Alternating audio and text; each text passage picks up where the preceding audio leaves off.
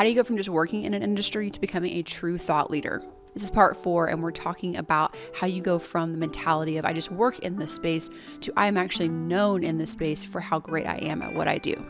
If you haven't watched parts 1 through 3, definitely go back and watch those. They're very foundational to what we're going to talk about today. But we've talked about how you kind of define your lane, the types of content you should produce, where you should produce that content, all with the idea of building a powerful digital personal brand so that you have a reputation that you can be known for in your space. Once you've laid that foundation of knowing the value that you bring, the content you want to produce, where you want to produce it, how you're going to help your audience, how you're going to reach them, now it's about actually expanding that reach into more networks, into more spaces so that you can be more known. And there's 3 main areas we really need to focus on in order to expand our reach for a personal brand and to be able to become a true thought leader in a space. The first one is to collaborate intentionally, and I'm not talking about joining pods or using, bots and different auto sort of commenting things, or even if you're doing it manually, just providing very little value. I'm talking about actually intentionally collaborating with people that you see as people who you actually want to chat with, talk with, build a relationship with online. When you partner with people in your space, or that could have a good cross-pollination, if you will, you don't necessarily do the exact same thing, but you have a similar audience. This is a major way to be able to expand your reach. And you can do this, of course, through social media collaboration. You can do this through building relationships with them online, but I also think there's a lot of other ways to do it too.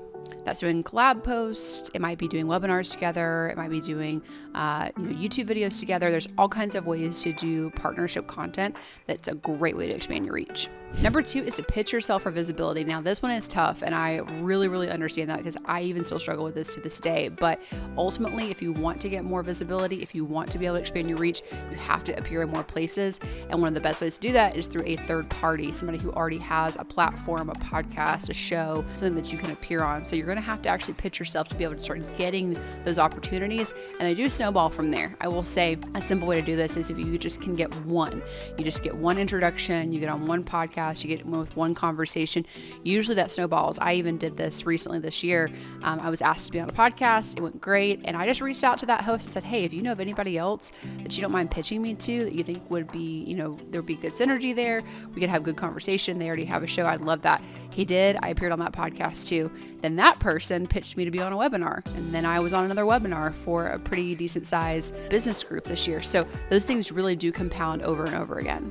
The last thing is to truly build your network. So what I was talking about before is, that collaboration idea, and it's more around, building relationships and being able to do different kinds of content together with people in your space or who serve the same audience.